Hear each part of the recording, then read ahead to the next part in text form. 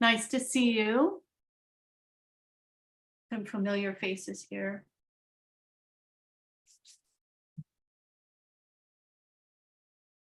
Just wait a minute.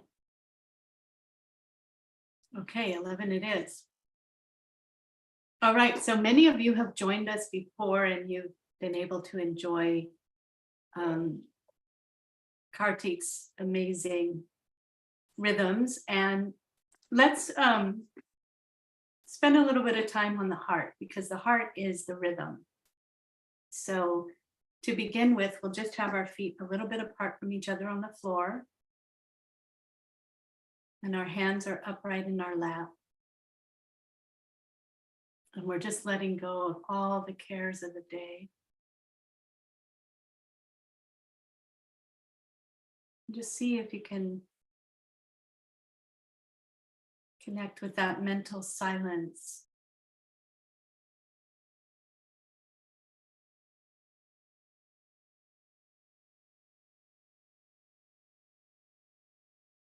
There's that space where there's no thoughts.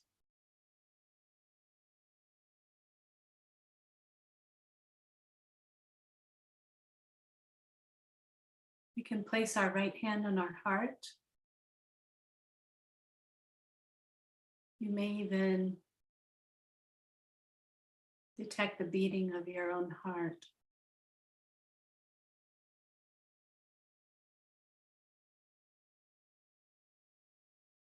Just reflect on that for a moment. That this is your existence power.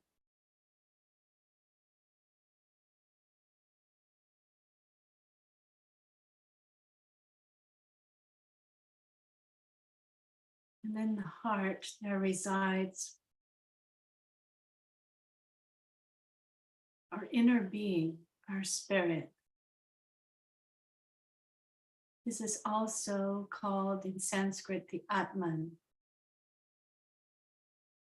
A-T-M-A-N.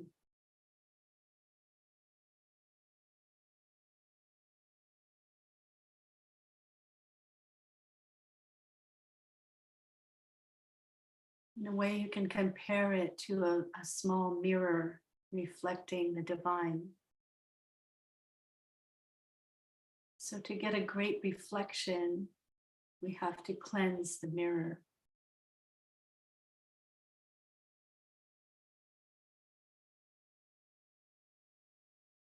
So we can ask this divine energy within us, Mother, please cleanse my heart. Take away any heaviness or negativity from my heart.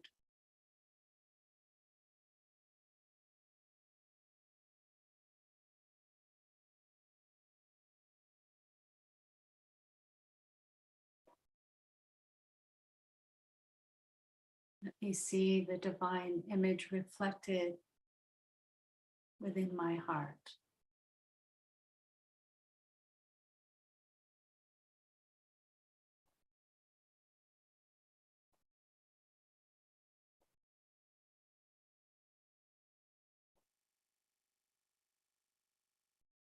Now with our attention, we can raise our attention from the heart, raising our awareness through the neck, relaxing the shoulders,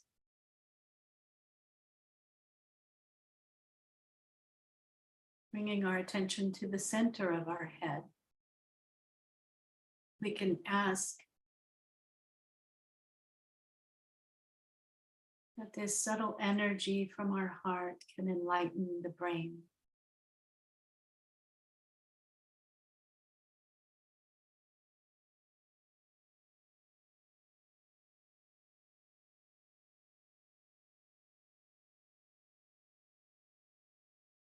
Let the brain be guided by the heart.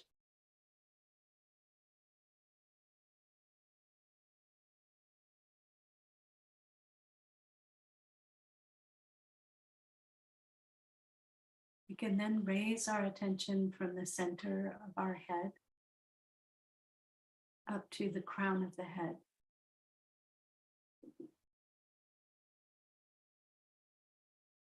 to the lotus of the seventh center.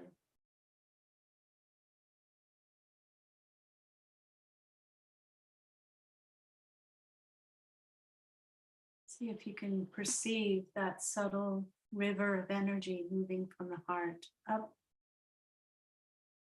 and out the top of the head.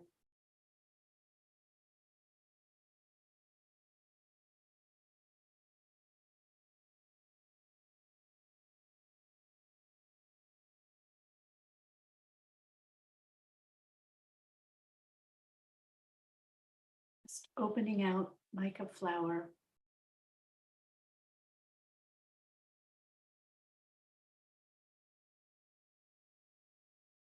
We will take our right hand and place it at the base of our spine in the front, the base of our torso, around the hip. And we'll just slowly move our right hand upward, all the way up to the crown of the head.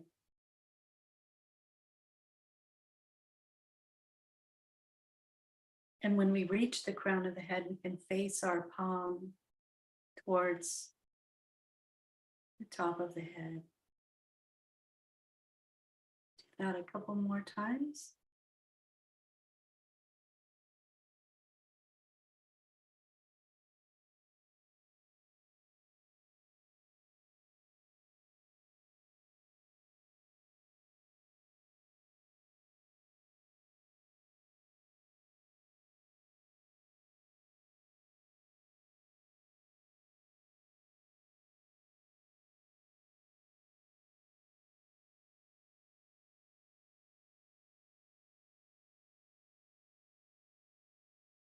We can then switch to the opposite hand. So put our right hand in our lap and our left hand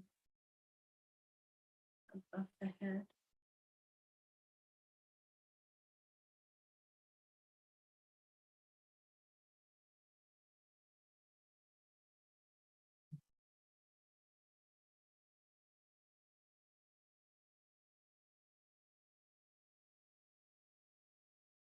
Relaxing our hands back down into our lap. We can take a breath.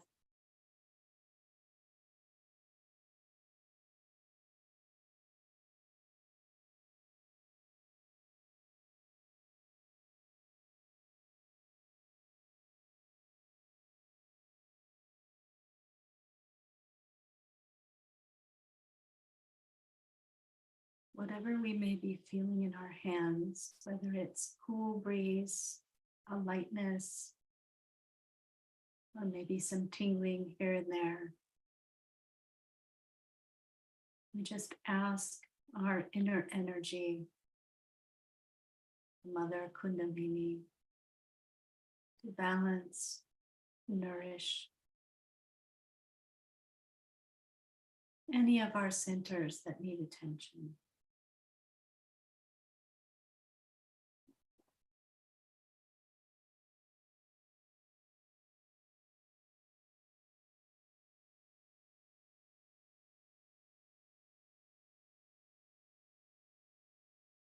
Now let's slow down our breathing. We can relax our tummy, allow the breath to flow in and out very naturally but slowly. On the inhale, take a pause, wait, and exhale. Wait, inhale,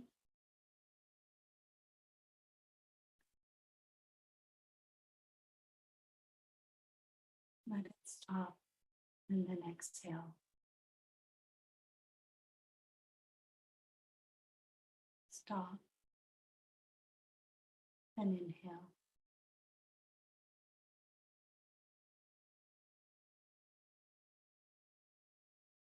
Just slowing things down.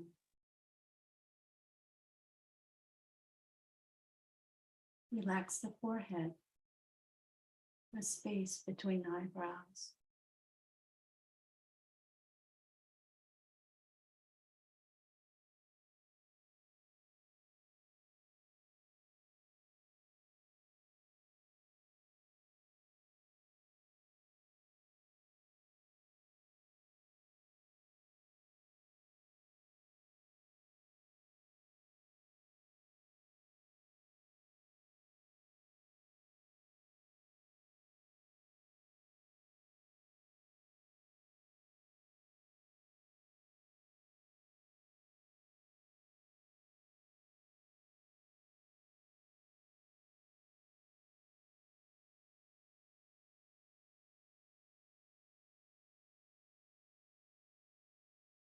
let's take the right hand and just let it drop towards the earth.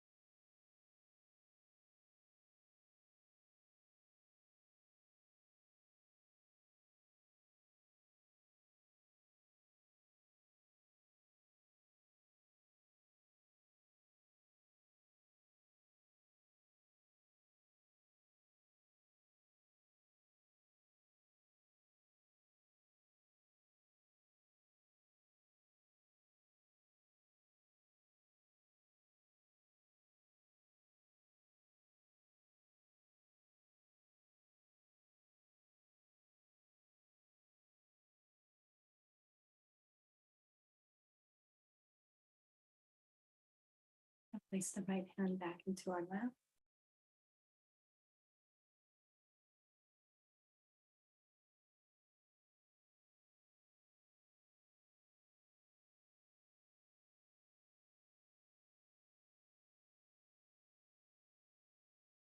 Now you may be feeling the balance and the coolness on both the hands. We're just going to take our left hand and cross it over to the right abdomen where the liver is.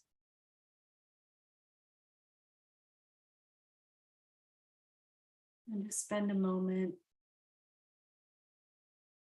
asking this Mother Kundalini to purify our attention.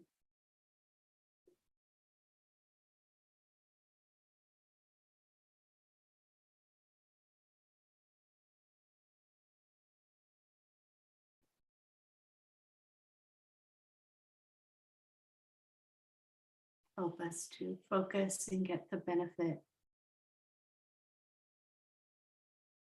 from the music and the meditation.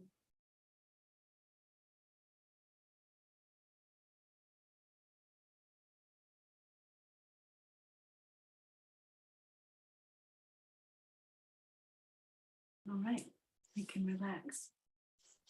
Isn't that lovely? All right, so I'm going to invite Karthik to join us.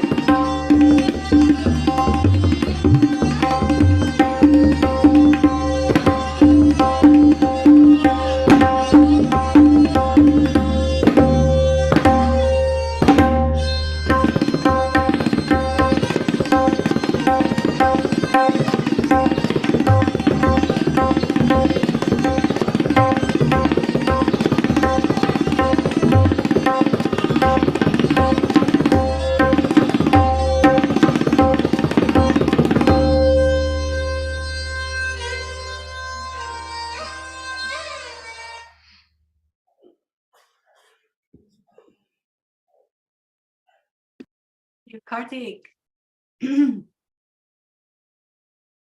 Beautiful. Thank you.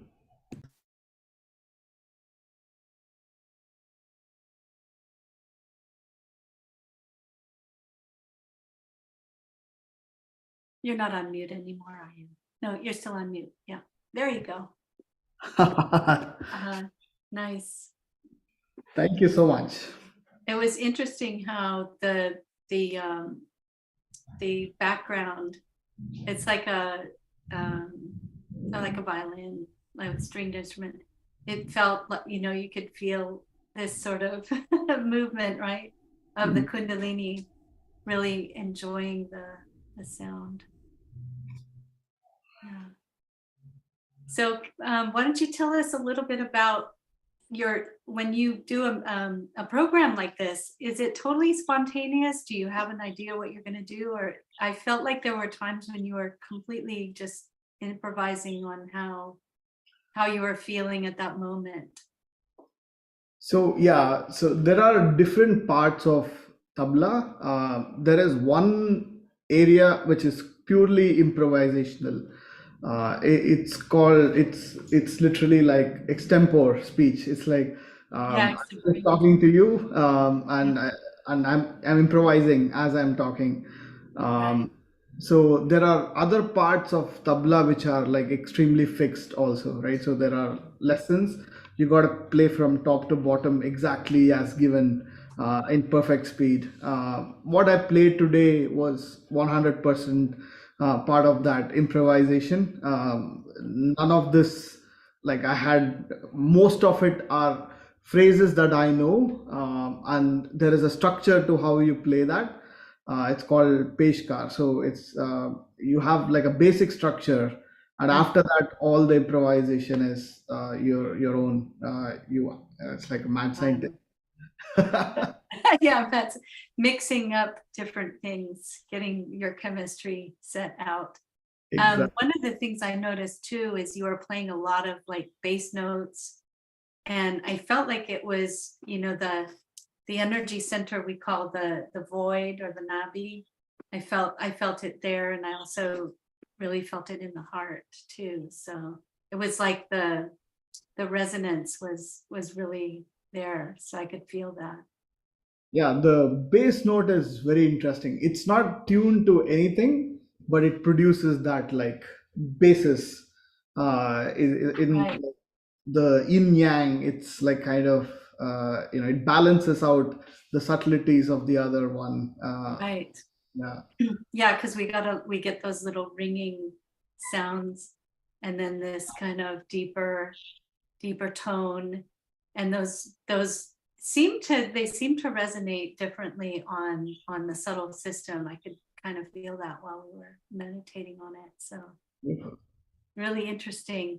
So I hope everyone enjoyed that, the way that the music, I mean, I can really feel it a lot with the percussive instruments, but you can really tell that something is happening on your subtle system. Your subtle being is interacting with the player and the notes and the tones and all that. So really amazing.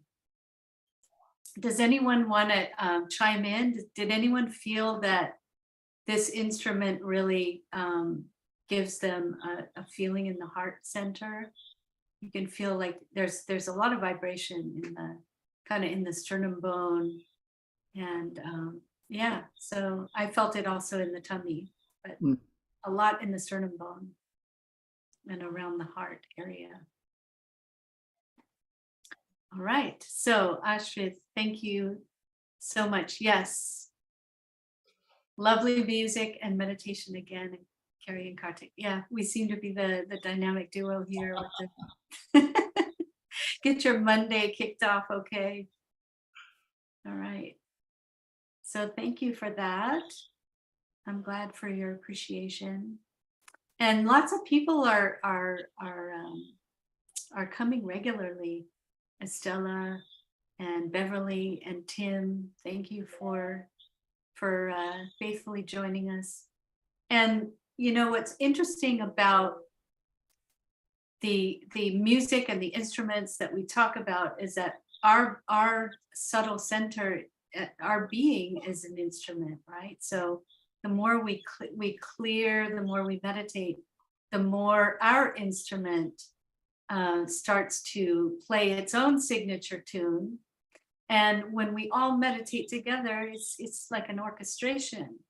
And I'm sure, you know, a lot of musicians say this as well, that when we're all in meditation and our attention is really in that field, I like to think of it as that field of awareness that's beyond the thoughts, and we all collect up there. And when we're meditating together, we have that experience. So every performance in these music and meditations is totally unique, because we're all resonating together as well.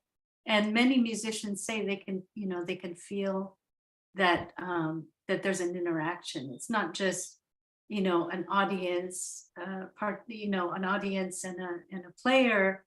You know, we're not passive. The audience is not passively just listening. We're creating an event together. We're creating something that's totally unique and special. So that made Mira happy. Most creative tabla solo she's ever heard. Very inspiring. Thank you so much for lovely music and meditation. Good to see Karthik play. Yes, indeed. And again, Sarita says, thank you for beautiful music. And the vibrations and the soothing effect of the sitar. Yes, indeed. So Karthik, we hear that, we know it's only you there, but we hear so do you want to tell the folks what's happening and how does that help you? I'm sure it helps you stay on track with the cycles of the beats. So you want to talk about that just for a second? Yeah, indeed. So usually, there in Hindustani or Indian classical music, there are two aspects. One is improvisation, and the other is timekeeping. Right. So if there are two players, one is responsible for keeping the time, meaning like keeping the other player honest. Right. So Don't go too far off into the left field, right? So typically, the job of keeping the time is left to the tabla, right? So when you have a sitar player or sarod or whatever instrumentalist, flute, they do the improvisation part, and the tabla player usually keeps the time. Of course, with a few like well-chosen creative, ornamentations. But Mhm. here, during the tabla solo, the roles are a little bit reversed. The tabla player becomes the one who like innovates, while the other musician plays the role of the timekeeper. So today what we heard, it's called as a lehera means it's a fixed loop of sound, Mhm. which is exactly the length of the tal, right? Say for example, in the case of what we heard today, it's called Teen Tal, which is 16 beats. So what we heard was a sarod player who has already recorded this music in Jog Tal. So Okay. this is 16 beats, and that player just plays the same loop again and again. Mhm. And what I do is using that as like my guide rope or Ladder. whatever. I play with what improvisations I can in that rhythm cycle. Got it. Okay. Yeah. So what's really exciting is when you see this all put together, right? So hopefully we'll have some live music, at least in the Bay Area, where people can, you know, really understand how that works. And it's really fun when you add a dancer, because then there's also this idea of call and response where, you know, and I'm sure people can look that up on YouTube if you want to. it's just amazing how there's this rapport, and there's a conversation that takes place between the tabla player and the dancer. And it's just really fun to watch and listen to, because there's a lot of, it's very mirthful, right? There's a lot of kind of, I did this, can you do that? I did this, can you do that? And so it's kind of like you're challenging each other, but it's all in good fun. And it's very dynamic. And I just find that with the dance and the tabla, we really feel our heart chakra, right? Because the heart chakra is also associated with dance. So if you want to develop your heart chakra further, dance is a really great way to do it. And you don't have to be a professional. And I'm sure lots of people like to do it. And some people don't like anybody seeing them dance, but you can dance around the house. You can do that, and bringing dance into your life, even if you're just, an audience member, even if you're just watching dance, it really opens up the heart, and it's fantastic. So I hope you all have a chance to maybe look some videos up on YouTube. I don't know, Karthik, do you have a suggestion of what they might use, what keywords they could use to see how a tabla player and a dancer can converse with each other in performances? Yeah, usually the dance form that plays that accompanies or rather the tabla accompanies the dance form called kathak. So there Right. are like a jugalbandi kathak, tabla jugalbandi probably will get you a ton of very interesting Yes. results. Yes. So Mira had put that in the chat too. So Kathak dancing, and Jugalbandi is Jugal, and then I think Bandi. But can you explain what that is? What does Jugalbandi mean actually? Yes. So the word Jugalbandi itself means it's so I'm not very good at Hindi, but like my understanding of it is that it's like a game, right? So it's like Mm-hmm. I ask you a question, you return back a reply. So that is called as sawal jawab, meaning I ask you a question, you reply. Mm-hmm. Uh, and the performances that comprise of two people like talking to each other through instrument, that is called as a jugalbandi. All right. And we have an analog to that in American jazz music. And so those jazz fans out there know that this rapport goes on in lots of different musical genres, but really fun to watch and to listen to. So with that, if there's no more questions or anybody want to share anything, we'll close it. All right. And we always appreciate everyone's participation, because without you, the meditation would not be so deep and so enjoyable. So it's a thing that we all appreciate together and love having this collective time together. So we'll finish it off with most of you know how to raise your kundalini and tie the kundalini, but if not, let's just go over it again. We just keep our left hand going straight up like this, up our torso, and our right hand winds around it like we're winding a thread or a yarn. And we give it a twist, tie a knot. So let's start from the beginning. We'll do this first one properly with our attention. Give it a knot. And then when we do the second one, we're going to our next channel, our right channel. We evolved from the left channel to the right channel, so 2 knots. And then our third channel is in the center. And we go 1, 2, 3. Some of you are ahead of me. Now for the protection, now our centers are all open now, right? All open and clear. So we want to protect them. So our left hand stays open and we give ourselves a nice arc over the top of our head, all the way down to the hip, and then all the way back. That's one. So that's our Muladhara, our first chakra. 2 is the Swadhisthana, our second chakra. 3, Nabhi. 4 is the heart. 5 is the throat center, or the Vishuddhi. 6, Agya. And of course, 7 is the crown chakra, the Sahasrara. And we can just hold our hands out and feel that lovely, cool breeze.